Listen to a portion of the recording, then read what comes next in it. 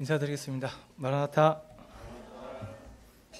네, 이 마라나타가 익숙해질 때가 된 것 같은데 아직까지도 여전히 좀 어색합니다.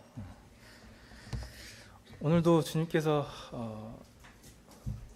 은혜를 더하셔서 저에게 풍성하게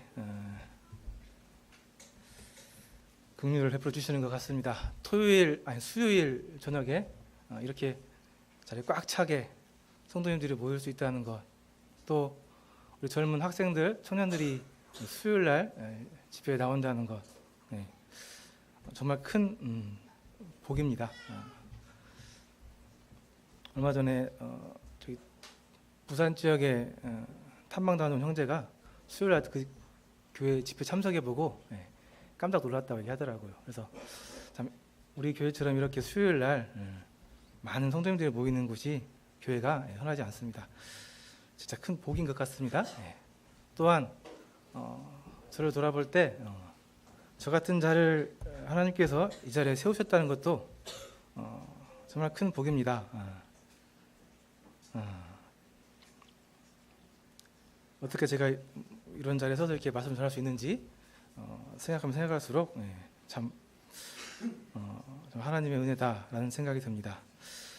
먼저 좀 말씀을 좀 드리면요. 원래 이번 주부터 예배에 대한 말씀 이렇게 준비해서 드리려고 했었는데 말씀을 준비하시는 성도님들 사정상 오늘까지는 그냥 준비된 말씀을 듣고요.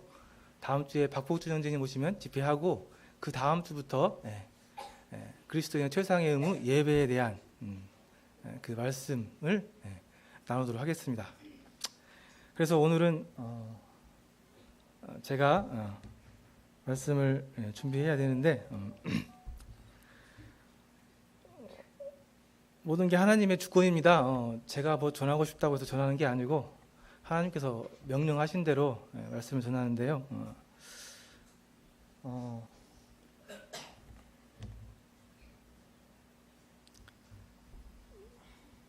계속해서 하나님께서 저에게 말씀해 주시는 것은 그리스도인의 고난에 관한 말씀입니다. 왜 그렇게 저한테는 계속 이런 말씀을 이렇게 주시는지 잘 모르겠는데 솔직히 굉장히 저랑 안 어울립니다.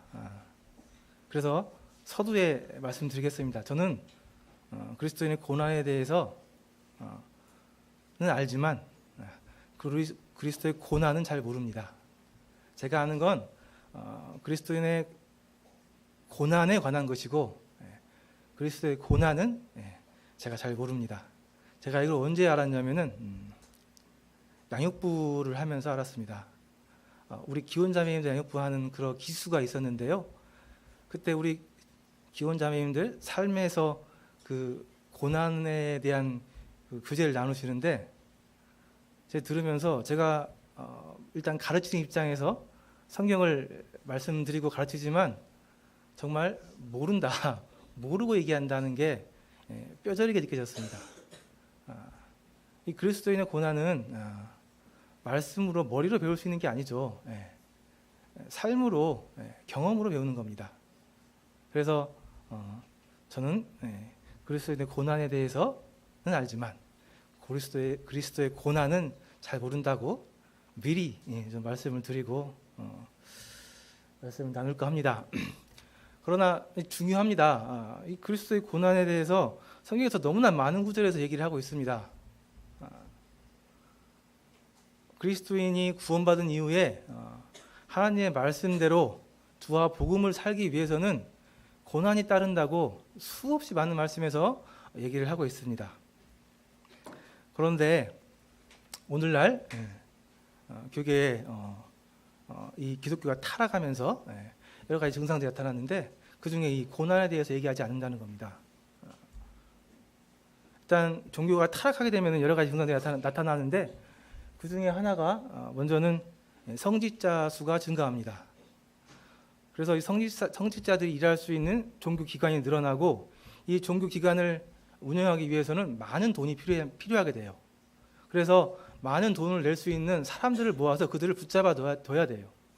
그러다 보니까 이 사람들을 잡아놓기 위해서는 좋은 말만, 특히 좋은 축복의 말씀만 전하게 되고 징계나 고난에 대한 말씀들을 얘기하기 어렵게 됩니다. 그런 것들 얘기하면 싫어하니까요. 우리 본능이 그렇잖아요. 그래서 의외로 많은 교단에서 이 그리스도인의 고난에 대해서 성경에서 분명히 고난에서 얘기하고 있지만은 증거하는 부분들이 많지 않습니다. 다행히 우리 모임은 그래도 많이 증가하는 편인데 그래도 제 마음속에서는 이 그리스도의 고난에 대해서 너무나 모르기 때문에 자꾸 이것에 대한 이해를 또 이것에 대한 해답을 찾기 위한 그런 좀 갈망들이 있었던 것 같아요. 그래서 좀 이렇게 찾다 보니까 말씀을 또 전하게 되는 것 같습니다.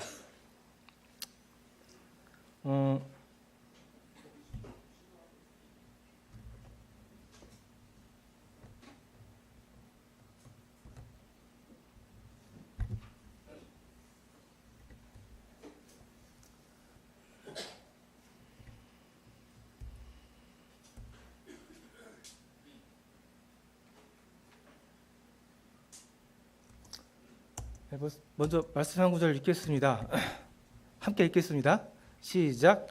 그리스도를 위하여 너희에게 은혜를 주신 것은 다만 그를 믿을 뿐 아니라 또한 그를 위하여 고난도 받게 하려 하심이라. 자, 잘 아시는 말씀이십니다. 은혜를 주신 것은 다만 그를 믿을 뿐 아니라 또한 그를 위하여 고난도 받게 하려 하심이라 하고 이러한 우리 그리스도인들의 고난에 대한 말씀하신 부분들이 너무나 많이 있습니다. 그런데 일단 고난 싫죠. 고난 누구나 꺼려합니다.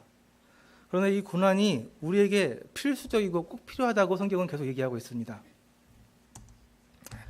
며칠 전 신문인데요. 곧장에 가면 호암마을이라는 곳이 있고요. 그곳에 여기 외국인 수녀님이 계신데 이름이 강칼라라고 한다고 합니다. 독일 분이신데 우리나라에 오셔가지고 이 호암마을이 우리가 알고 있는 한센병, 그러니까 나병, 그 촌입니다. 이 호암마을에서 40년 평생을 나병 환자들과 함께하면서 이들을 섬긴 사람들입니다. 섬긴 분이세요. 그래서 며칠 전에 이렇게 신문에 났더라고요. 이 한센병, 나병 환자라고도 하고 문둥병이라고도 하죠. 이분들의 병은 잘 아시는 것처럼 고통을 못 느끼는 겁니다. 고통을 못 느껴요. 그래서 이분들이 바라는 것은 제발 고통을 느끼는 거예요. 고통을. 나도 일반 사람들처럼 고통을 느껴보고 싶어하는 게 이 사람들 소원입니다. 평생에. 한번 생각해 보세요. 우리가 몸에 고통을 못 느낀다면 우리 몸이 어떻게 될 것 같습니까? 나병 환자들에게 가장 먼저 일어나는 이 증상이 시력을 잃는다고 그래요. 나병 환자들은 눈이 계속 떠 있으면 아프기 때문에 눈을 깜빡깜빡하는 게 정상이거든요.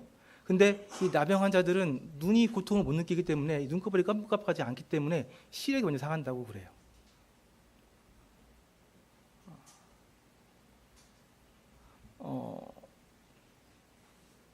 그분들은 그래서 이 고통으로부터 몸이 보호를 받지 못합니다. 우리가 알고 있는 우리 신체에서 느끼는 이 고통은 사실은 우리에게 아픔이지만 그 고통은 우리 몸을 보호하는 일을 하고 있어요. 그런데 이렇게 고통이 없는 분들은 몸이 상합니다. 그래서 사실 고통은 우리에게 정말 필요한 겁니다.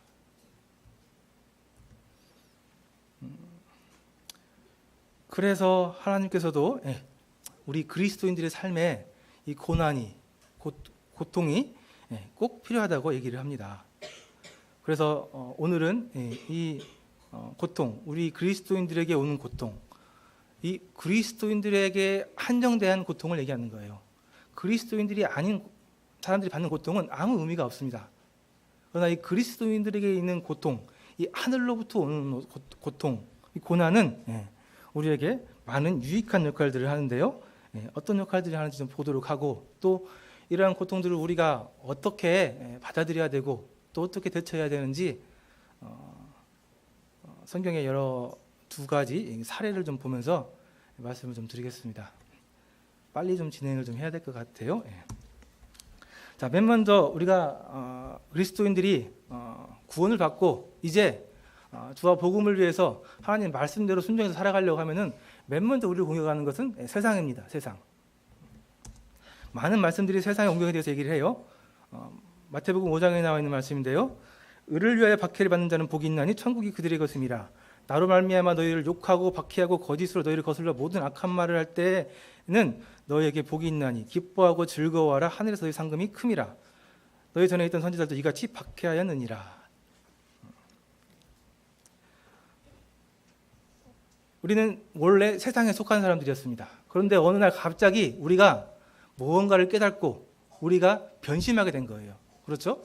네. 이제 더 이상 세상에서 얘기하는, 세상에서 살아가는 방법도 살지 않고 더 이상 이제는 하나님께서 말씀해 주신 하나님의 백성으로서 성경에 나와 있는 말씀을 순종하면서 살아가겠다 하고 세상을 배신한 겁니다. 어떤 한 조직에서 배신하면 어떻게 돼요? 왕따를 당합니다. 공격을 당하게 돼 있어요. 못 모르고 젊었을 때 조폭에 들어갔다가 이제 이게 아니야, 정말 착하게 살아야 할 것 같아, 쉽게 나올 수 있습니까? 예, 나오기 위해서는 수많은 고통이 따를 수밖에 없어요. 그래서 세상이 우리를 공격하는 것은 당연합니다. 우리가 이제 새로운 삶을 살기 때문에 그래요. 그 예전의 삶을 완전히 벗어나야 하기 때문에 세상이 저희를 시기하고 질투하고 내버려두지 않습니다. 공격해요. 당연한 겁니다. 마태복음 24장에 보니까 그때 사람들이 너희를 환난에 넘겨주겠으며 너희를 죽이리니 너희가 내 이름 때문에 모든 민족의 미움을 받으리라. 그때 마른 사람이 실족하게 되어 서로 잡아주고 서로 미워하겠으며. 우리에게 환난, 죽인다고 협박하고 미움, 억울함, 이런 일들이 우리에게 있을 수밖에 없습니다. 세상이 우리를 그렇게 해요. 베드로전서 5장 9절에 보니까 너희는 믿음을 굳건하게 하여 그를 대적하라. 이는 세상에 있는 너희 형제들도 동일한 고난을 당하는 줄 알미라. 모든 은혜의 하나님 곧 그리스도 안에서 너희를 부르사 자기의 영원한 영광에 들어가신 이가 잠깐 고난을 당한 너희를 친히 온전하게 하시며 굳건하게 하시며 강하게 하시며 털을 견고하게 하시리라. 세상을 대적하게 되면 우리가 고난을 받는데요. 감사한 것은 10절에 보니까 잠깐 고난을 당한다고 나와 있습니다. 잠깐. 참 감사한 말씀입니다. 잠깐 고난을 당하는 거예요. 이것을 얼마나 이해하고 있는지는 모르겠지만요. 요한복음 16장에 보니까 이것을 너희에게 이르는 것은 너희로 내 안에서 평안을 누리게 하려 함이라. 세상에서 너희가 환난을 당하나 담대하라. 내가 세상을 이겼노라. 라고 말씀하셨습니다. 이 말씀은 우리에게 희망을 주시는데요. 우리가 싸우고 있는 이 싸움, 이 세상과의 싸움이 이미 판가름 났다고 얘기하고 있습니다. 우리는 이미 이긴 싸움을 하고 있다고 얘기하고 있어요. 하나님께서 예수 그리스도를 통해서 이미 이겨놓은 싸움을 우리가 지금 하고 있다는 겁니다. 그러니까 이 싸움의 결과는 우리에게 아무런 영향을 미치지 못하고요. 우리는 이미 이긴 싸움을 하고 있기 때문에 이 싸움으로 인해서 패배에 대한 두려움을 가질 필요가 없고, 이 이겨놓은 싸움에 대한 하나님의 말씀을 믿음으로 담대하게 걱정 없이 평안하게 세상을 이길 수 있다고 말씀하고 있습니다.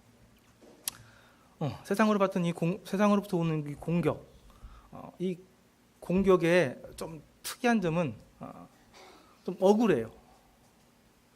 왜 나만 이거 당해야 돼? 내가 이렇게 당할 만한 일을 했나? 좀 억울하죠. 당해보신 분들은 아실 거예요. 그죠? 단순히 그리스도인이라는 이유만으로, 말씀에 순종하면서 살겠다는 이유 하나만으로 좀 억울해. 내가 이렇게까지 당해야 되나? 내가 이런 일까지 감당해야 되나? 억울해요. 특징이죠. 그러나 결론적으로 말씀을 드리겠지만은 예수님께서 억울한 죽음을 당하셨습니다. 세상에서 가장 억울한 분은 예수님이세요.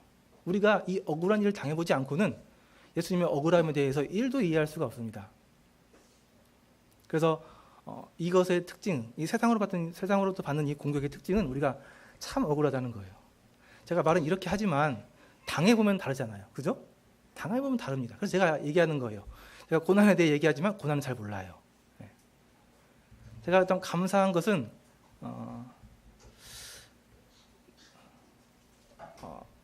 저에게 그렇게 큰 고난이 없었습니다. 예. 지금까지 살아가면서 정말 막 미치겠다, 이건 정말 감당이 안 된다 하는 그런 큰 고난은 없었어요. 다른 제가 말씀드렸던 그 자매님들의 고난에 비하면은 이건 뭐 얘기할 것도 아니에요. 그래서 제가 아까 말씀드린 것은 계속해서 고난을 모른다 말씀드리는 거예요. 근데 제가 하나 깨달은 것은 하나님께서는 딱 내 수준에 맞는, 자기 수준에 맞는 고난만 허락하신다는 거예요. 그래서 제가 그런 큰 고난이 없는 거에 대해서 내 수준이 여기까지구나, 내가 좀 이 정도 수준이구나 하는 그러한 감사한 마음이 있으면서도 한쪽에서는 좀 뭔가 찝찝하기도 하고 그러한 좀 마음이 좀 있습니다. 그래서 제가 이상하게 생각하지 않아요. 내가 딱 그 수준이구나, 내가 이 정도 수준까지의 고난을 견딜 수 있구나, 그렇게 생각을 하고 있습니다. 그래서 물론 고난이 없다고 하면 굉장히 이게 좋은 건 아닙니다. 그런데 또 고난이 없다고 해서 너무 또 이렇게 실투하거나 그러지 마시고 하나님께서 우리를 정확하게 우리 수준에 맞는 고난 안에서 다루고 계시다는 것, 이것을 잘 알고 인정하시면 좋겠습니다. 이게 어쨌든 우리가 받는 세상으로부터 받는 첫 번째 고난이라고 말씀드릴 수 있고요. 마지막 말씀으로 히브리서 말씀에 보니까요, 여자들은 자기의 죽을 자들을 부활로 받아들이기도 하며 또 어떤 이들은 더 좋은 부활을 얻고자 하여 심한 고문을 받되 쿠차히 풀려나기를 원하지 아니하였으며 또 어떤 이들은 조롱과 채찍질뿐 아니라 결박과 옥에 갇히는 시련도 받았으며 돌로 치는 것과 톱으로 켜는 것과 시험과 칼로 죽임을 당하고 양과 염소의 가죽을 입고 유리하여 궁핍과 환난과 학대를 받았으니 이런 사람은 세상이 감당하지 못하느니라. 그들이 강야와 산과 동굴과 토굴에서 유리하였느니라. 제가 좀 멋있다 생각하는 말씀인데요, 이런 사람은 세상이 감당을 못합니다. 우리의 많은 선진들, 또 우리 주변에 훌륭하신 믿음의 선배들, 또 동역자분들이 세상이 감당하지 못하는 분들이에요. 누가 얘기합니다. 사단이 우리에게 가장 줄 수 있는 가장 큰 고난이 뭐냐? 그것은 하나님께서 허락하신다면 죽음입니다. 물론 하나님께서 허락하실 때만 그래요. 사단이 우리에게 줄 수 있는 가장 큰 고난은 죽음인데 이 세상에 감당을 못하는 사람들은 죽는 게 두려운 사람들이 아니에요. 이렇게 구차하게 사는 게 두려운 사람들이지 죽는 게 두려운 사람들이 아니에요. 이 사람들은 이 선진들은 자기를 해하고 괴롭히는 그런 겨우 이거하는 사탄을 두려워하는 게 아니고, 이분들은 진짜 생명을 멸하실 수 있는 하나님을 두려워하시는 분이었어요.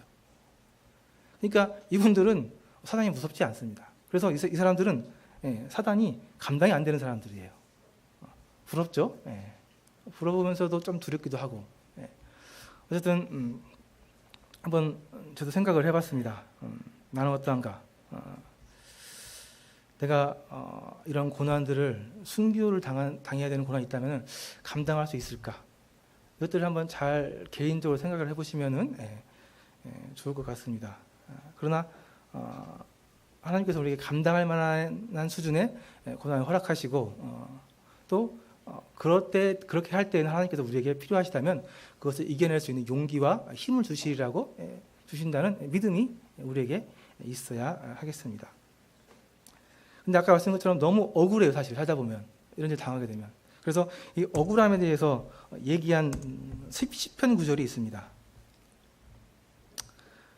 이 시편 73편에 보면 이 아삽의 시인데요, 이 악인의 형통과 의인의 고난에 대한 말씀이 나와 있습니다. 제가 세 번역으로 좀 이렇게 써갖고 왔는데요, 이 아삽이란 분이 이 악인의 형통함을 보고 실족해서 넘어질 뻔했어요. 1절에 보니까 하나님은 마음이 정직한 사람과 마음이 정결한 사람에게 선을 베푸시는 분이시건만 나는 그 확신을 잃고 넘어질 뻔했다. 그 믿음을 버리고 미끄러질 뻔했다. 이 악인의 형통함을 보고요. 그것은 내가 거만한 자를 시샘하고 악인들이 누리는 평안을 부러워했기 때문이다. 근데 이 악인들이요, 4절에 보니까 그들은 죽을 때도 고통이 없었대요.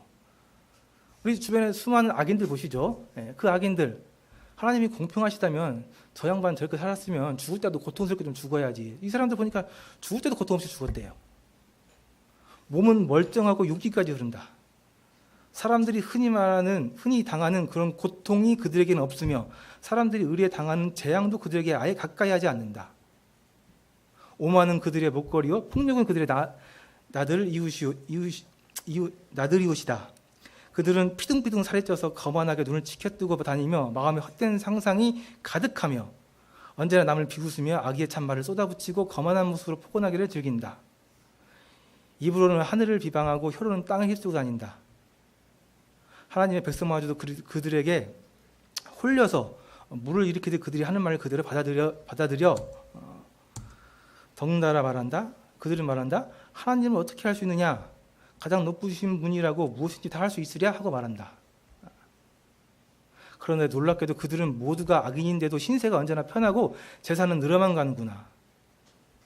이게 의인으로서 악인을 보면서 느낀 이 아삽의 느낌입니다.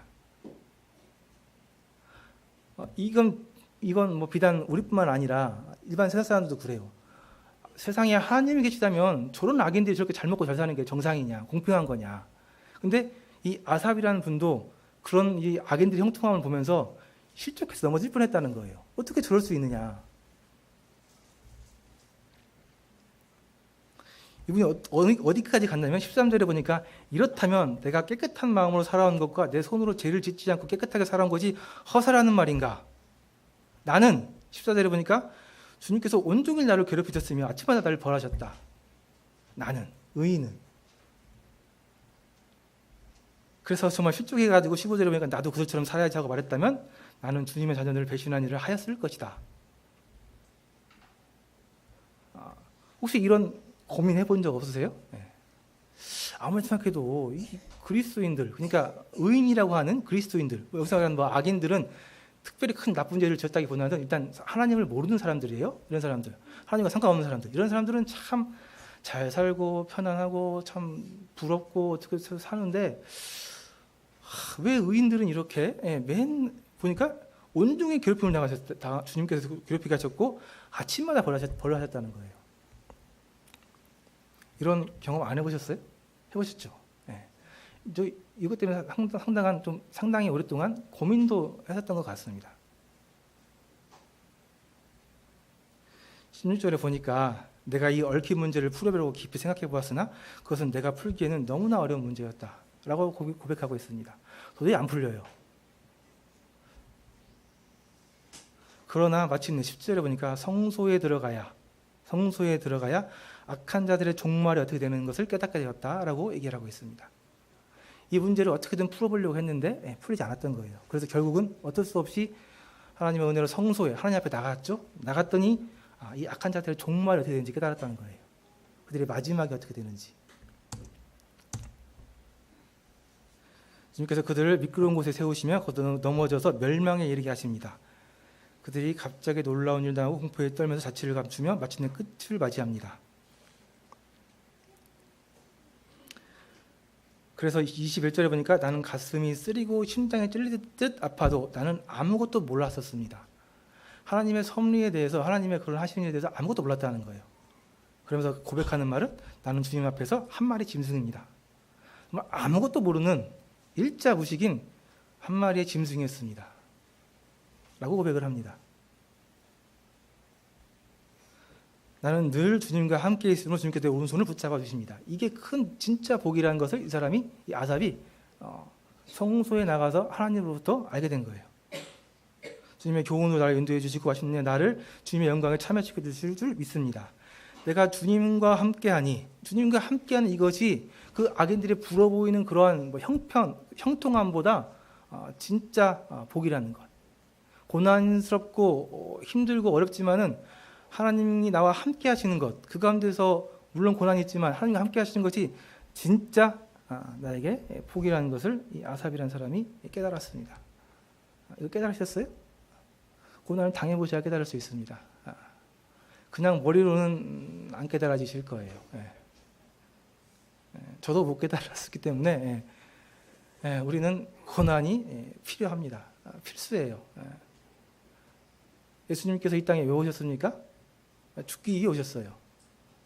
그분은 죽는 것에 대해서 순종하셨습니다. 하나님 말씀에 순종하셨어요. 그래서 그 말씀에 보면은 예수님은 고난을 통해서 순종을 배웠다고 나와 있습니다. 고난을 통해서 순종을 배웠다고 나와 있었어요. 예수님이 그분이 도대체 하나님인데 배울 게 뭐가 있겠습니까? 그분이 근데 고난을 통해서 순종을 배웠다고 나와 있어요. 하나님도 고난을 통해서 순종을 배웁니다. 물론 우리에게 본을 보이기 위한 부분이 있지만요.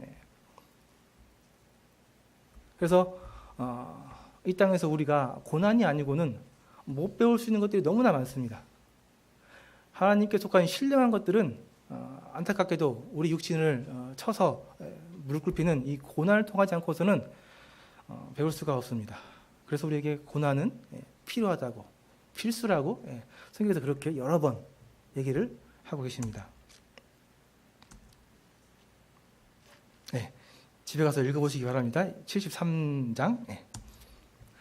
두 번째, 하나님으로부터 오는 고난. 두 번째는 연단이 있습니다. 이 연단에 대한 말씀은 뭐 많이 전해졌고, 또 지난번에 제가 야고보서 말씀을 통하면서도 이 연단, 하나님께서 주시는 이 고난은 우리를 연단을 통해서 온전하게 이르게 하신다고 제가 좀 말씀을 좀 드렸던 것 같아요. 그래서 여기 나와 있는 말씀들 한번 보시면은 결국은 이런 고난 가운데 우리를 온전하게 하나님께서 만드시기 때문에 우리에게 이러한 고난이 많다는 것은 우리에게 정말 큰 복이고 기뻐하라고 말씀하고 있습니다.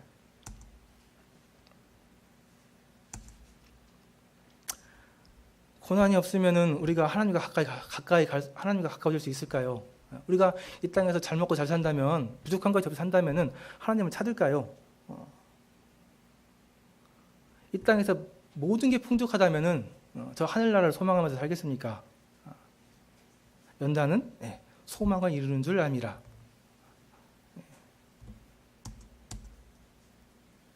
그래서 내 형제들아, 너희가 여러 가지 시험을 당해도 온전히 기쁘게 여기라.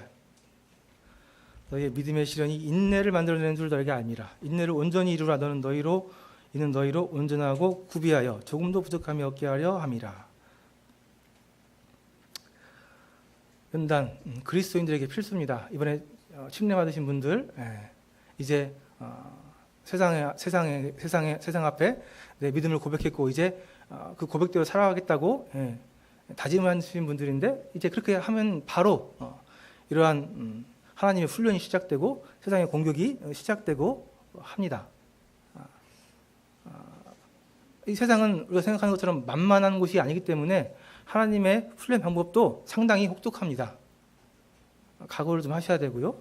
그러나 이 훈련을 잘 마치고 나면은 훌륭한 강한 군사로 이 세상을 충분히 이겨나갈 수 있을 만한 그러한 백성으로 여러분들이 변화되실 수 있습니다. 군에 들어가면 맨 먼저 여러 가지 훈련들을 하는데 그 중에 화생방 훈련이라고 있습니다. 지금 생각하면 웃음이 나지만은 그 당시 때 이 화생방은 공포입니다, 공포. 근데 군대 가면 한 3번 정도 해요. 그래서 처음에는 정말 공포인데 두 번째는 좀 할만하고 세 번째는 웃으면서 합니다. 진짜로 그렇게 돼요. 그래서 이게 훈련받는 군인들의 특징이에요. 처음엔 두렵고 힘드실 거예요. 좀 지나서 참고 견디다 보면은 할만하실 거예요. 근데 즐길 정도까지 될 거라고는 제가 장담을 못하겠습니다. 하나님의 고난은 제가 보기에 좀 멉니다. 그래서 어쨌든 견딜 수 있는 그런 힘을 주실 거라고 믿습니다. 이런 두 번째 고난, 연단과 관련된 고난이 있고요. 세 번째는 우리가 좀 싫어하지만 징계가 있습니다. 징계. 우리의 범죄함으로 인한 하나님께서 주시는 징계입니다. 근데 이 징계는 필요하죠. 징계가 없으면 이 사람은 하나님의 백성이 아니죠. 어떻게 자식이 잘못된 길로 가고 있는데 그걸 내버려 둡니까? 잘 아시는 말씀이죠. 주께서 그 사랑하는 자를 징계하시고 그가 받아들이시는 아들마다 채찍질하심이니라 하셨으니, 당연한 겁니다. 하나님께서 우리를 이 땅에 내버려 두신 이유는 거룩한 백성으로 살아가게 하신 건데, 거룩한 길에서 벗어나면 하나님께서 그걸 내버려 두면 안 되잖아요. 다시 바른 길로 인도해야 되잖아요. 그래서 우리를 징계하십니다. 그러나 여러분들이 아셔야 될 것은 우리를 징계하신 하나님의 마음을 여러분들이 아셔야 돼요. 우리가 미워서 한 번 더 당해봐라 이런 징계가 아니잖아요. 정말 배나 더 아픈 마음으로 징계하시는 하나님의 마음 여러분들이 아셔야 돼요. 제가 옛날에 우리 현민이가 광야에 있는 우리 동서 집에 가서 놀다가 다친 적이 한 번 있었어요. 그때 그 집이 아파트인데 2층이었기 때문에 밑에 집에 사람이 안 살아가지고 막 신나게 뛰어놀더라고요. 그래서 언제 뛰어놀겠냐 냅뒀어요. 아니야 니까 신나게 뛰어놀다가 남자 셋이서 이렇게 뛰어노니까 사고가 나죠. 문고리 여기를 탁 쪄가지고 찢어졌어요. 피를 막 흘리는데 얘를 안고 병원에 갔습니다. 병원 갔는데 여기다 마취 주사를 놨는데 꼬매야 되잖아요. 안 꼬매면 흉터 생기니까 이 마취가 안 돼요. 근데 이거 꼬매긴 꼬매야 돼. 안 꼬매면 이거는 흉터가 생기니까. 우리 자식들 힘없게 키우고 싶잖아요. 그죠? 네. 그래서 의사가 하는 말이 꽉 잡으래요. 네. 꼬매야 되니까. 네. 꽉 잡으래요. 그래서 그냥 꽉 잡았습니다. 저를 닮아갖고 겁이 엄청 많아요. 살려주세요. 죽겠어요. 난리를 치는데 솔직히 좀 괴로웠습니다. 네. 차라리 내가 좀 꼬매고 말지 진짜 막 콧물 다 쏟으면서 막 이렇게 막 하소연하고 우는데 힘들더라고요. 네. 근데 어떻게 해요? 잡아야지. 꽉 잡았습니다. 힘도 얼마나 센지 그 어린 것이. 예. 근데 그게 부모의 마음이죠. 그래서 부모의 마음은 자식을 낳아야 할 수 있다고. 예. 우리를 징계하시는 하나님의 마음을 여러분들이 아신다면은 이 징계가 그렇게 어렵지는 않습니다. 오히려 하나님 사랑해요라고 고백하실 수 있게 되실 거예요.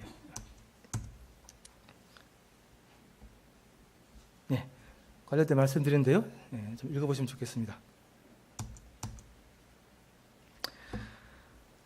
예로 예레미야 나와 있는 말씀인데요. 여호와의 말씀이니라 너희를 향한 나의 생각을 내가 아나니 평안이요 재앙이 아니니라 너희에게 미래와 희망을 주는 것이니라.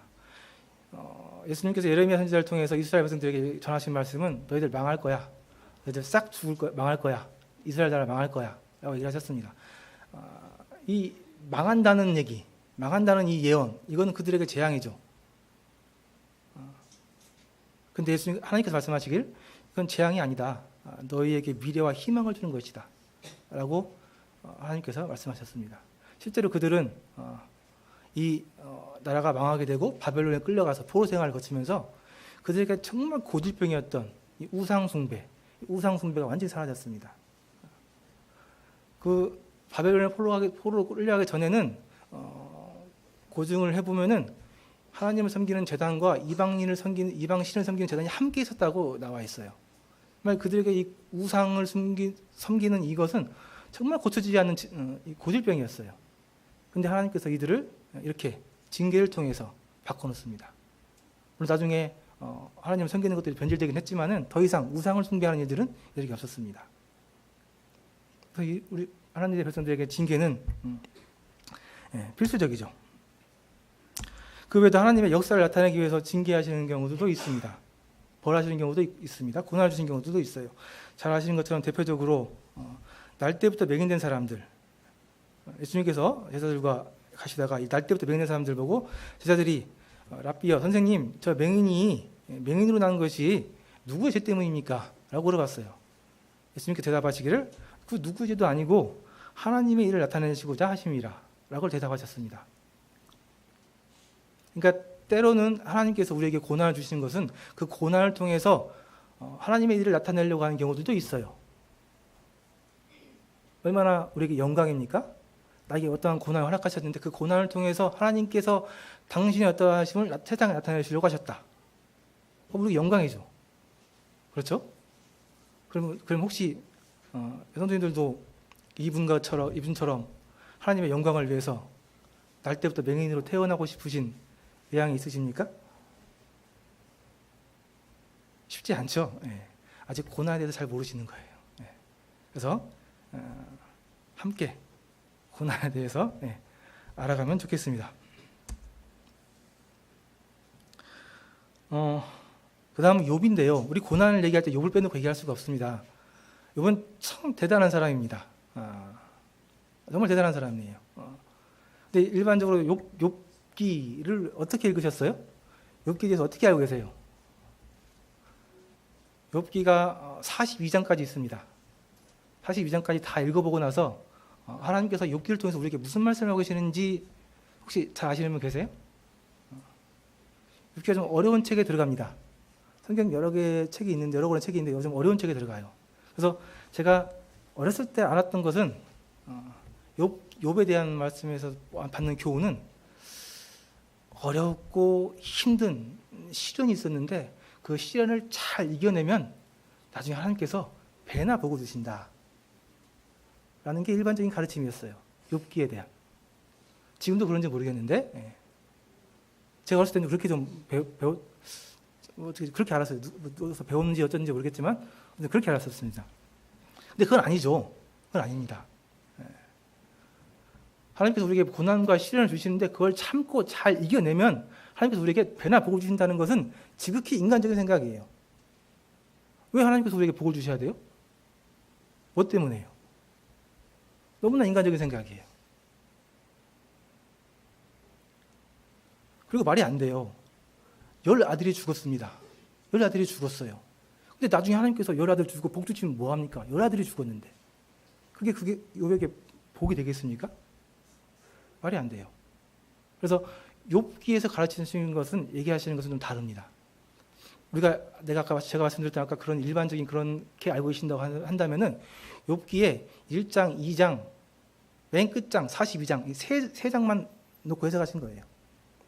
그 중간에 수많은 내용들이 있는데 그분 다 싹 무시하고 이렇게 해석하는 거예요. 욥은 시대적으로 아브라함 시대 때 사람이라고 이렇게 얘기를 하고 있습니다. 아마 이게 상황들이 좀 부족장 시대 때 그런 모습들을 보이기 때문에 그때쯤 생각을 하고 있고요. 우리 잠깐 욥기만 좀 볼까요? 욥기 1장 한번 좀 보도록 하겠습니다.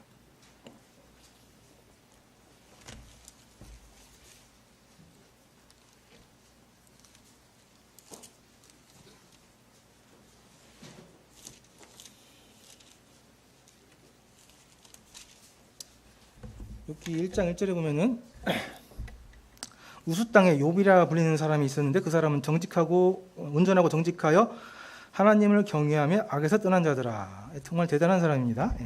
온전했대요. 정직하고 하나님을 경외하고 악에서 떠난 자였다고 나와 있습니다. 이 우수 땅이라고 하는 곳이 그 에돔 지역의 북쪽이었다고 이렇게 얘기를 하는데 정확하지는 않은데 그쪽 지역에 살았던 사람인데 어쨌든 그 부수 땅 시대 때 살았던 사람이에요. 근데 어느 날 잘 아시는 것처럼 사단이 나타나서 세상에서 회의를 했는데 하나님께서 욥을 칭찬합니다. 이 욥 같은 사람이 없다. 욥 같은 사람이 없다. 참 정직하고 온전하고 악에서 떠나서 사는 이런 훌륭한 사람이 없다. 얘기를 했어요. 그랬더니 사단이 뭐라고 했습니까? 에이, 그런 사람이 어디 있어요. 하나님께서 복을 주니까 많은 재물을 주니까 저렇게 잘 사는 거죠. 그거 한번 싹 없애보세요. 그렇지 않을걸요? 얘기를 했습니다. 그래서 그럼 한번 해봐라 해서 욥에게 그 수많은 재물들을 순식간에 다 앗아갔습니다. 한순간에요. 우리는 이 욥의 고난을 절대 이해할 수 없습니다. 이해 못해요. 그 수많은 재산이 한꺼번에 사라지고 10아들이 있었는데 10아들이 한꺼번에 한순간에 죽었습니다. 근데 놀라운 것은 이 욥은 하나님을 원망하지 않습니다. 원망하지 않아요. 나중에 보면은 입으로 하나님을 범죄하지 않았다고 나와요. 잘 이기니까 또 사단이 한 번 더 그래서 재물이 아니라 그의 몸을 한번 상하게 해보십시오. 그러면 절대 욥은 그 믿음을 지키지 않을 겁니다. 그래서 잘 아시는 것처럼 발끝에부터 머리 끝까지 욕창, 종기 났다고 그래요. 그래서 이 피끌 가운데 누워가지고 기왓장으로 그 종기를 박박 긁고 있었다고 그래요. 상상 한번 해보세요. 이 몸이 아프기 시작하면 정말 정신없고 이건 정말 괴로운 겁니다. 근데 그러한 가운데서도요, 욥은 하나님을 원망하지 않았습니다. 옆에서 보다 못한 욥의 아내가 그랬어요. 아내가 욥을 가장 잘 알고 있는 아내가 이게 정말 자기 생각도 너무하거든요. 욥을 가장 잘 아는 아내가 욥이 얼마나 하나님을 위해서 신실하게 살았는지 봤잖아요. 알잖아요. 그런데 이러한 사람이 이런 고난당함을 보면서 옆에서 그냥 하나님을 욕하고 죽어라 라고 말할 정도였어요. 그러니까 얼마나 참 억장이 무너지고 힘든 상황이었겠습니까? 근데 욥은 입으로 범죄하지 않았다고 나와 있습니다. 정말 대단한 사람이에요. 근데 욥도 3장에 보면은 하나님을 원망합니다.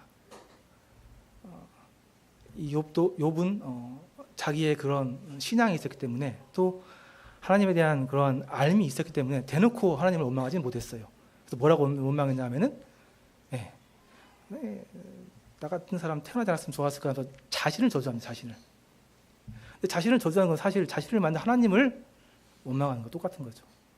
얼마나 답답하면 차마 하나님을 직접 원망하지는 못하고 하나님께 직접 원망하지는 못하고 자신을 이렇게 저주하면서 하나님께 괴로움을 토로합니다.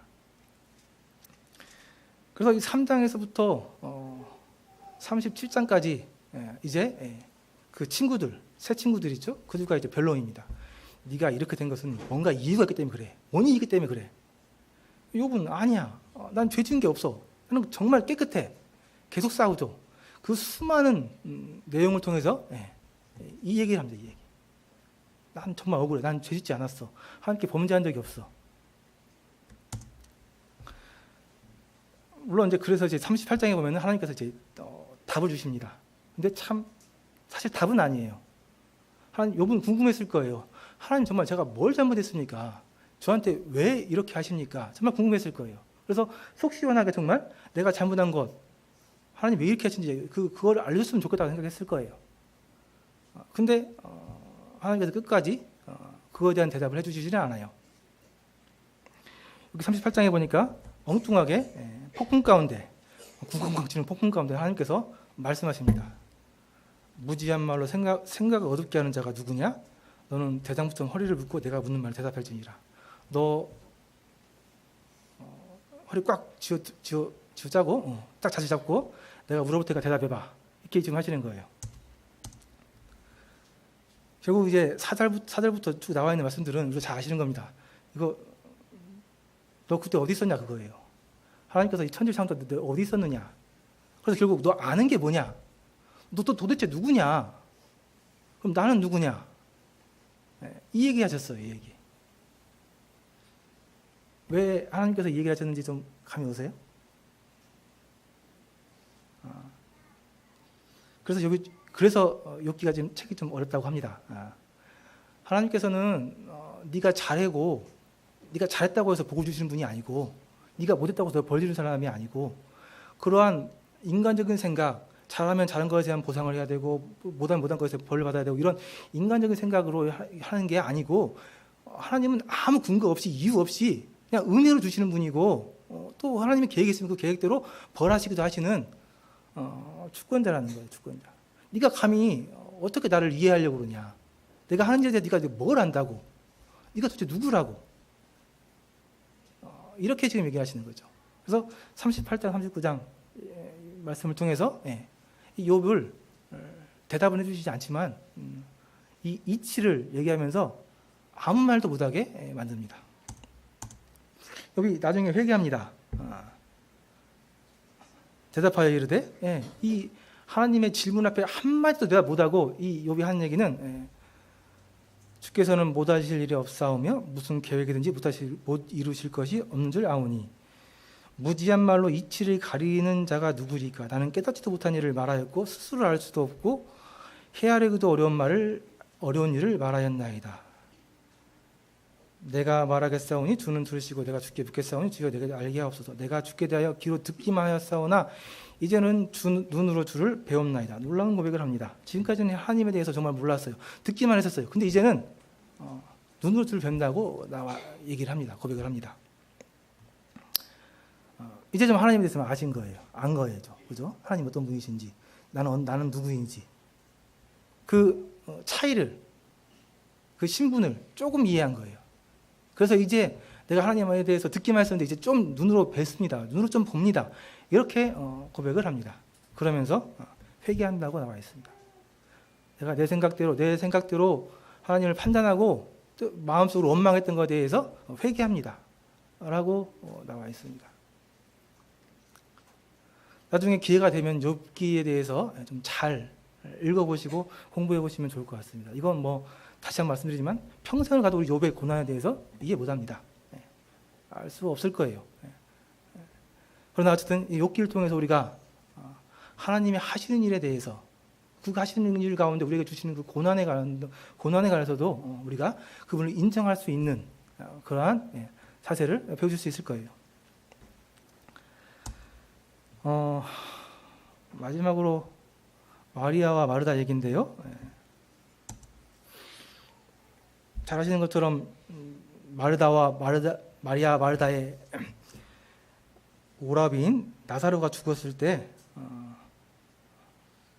이들은 예수님을 도움을 청했죠. 근데 예수님께서 일부러 늦게 오셨어요. 그래서 나사로가 죽었습니다. 그래서 예수님께서 오셨을 때 마르다와 마르다는 동일하게 예수님을 원망합니다. 예수께서 여기 계셨더라면 오라버니가 죽지 않았을 텐데요. 예수님께서 이쪽에 계셨다면 우리 오빠가 죽지 않았을 텐데요. 이렇게 원망 섞인 얘기를 했습니다. 그러면서 그럴 때 예수님께서 하신 얘기는 내 말을 내가 믿으면 하나님의 영광을 보이려 하지 아니하느냐. 네가 지금 이 오빠가 죽은 이 괴로움, 이 고난, 이 정말 마음속에 그런 비통함, 하나님께서 아시는데, 예수님께서 아시는데, 그러나 네가 나를 믿으면 하나님의 영광을 본다고 하지 않았느냐. 내가 너 나 믿는다고 했잖아. 이거 하시면서 예수님께서 이 상황을 완전히 역전시키시죠. 예수님만 가능한 일이에요. 나사로를 살렸습니다. 부활시키셨어요.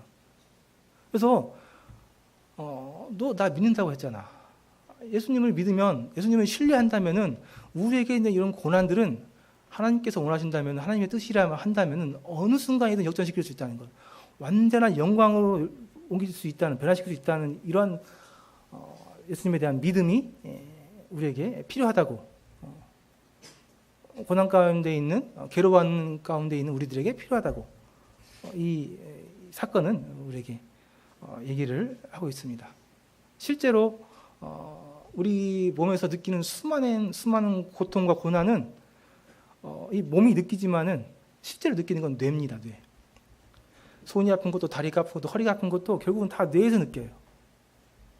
우리의 머리는 예수 그리스도시죠. 그분이 우리의 고통, 고난을 모르실 리가 없습니다. 똑같이 체일하고 계셔요. 육신을 입고 이 땅에 오셔가지고 우리의 고난을 직접 당하신 분입니다. 그런 예수님을 우리가 신뢰하지 못하는 것은 정말 비참한 일입니다.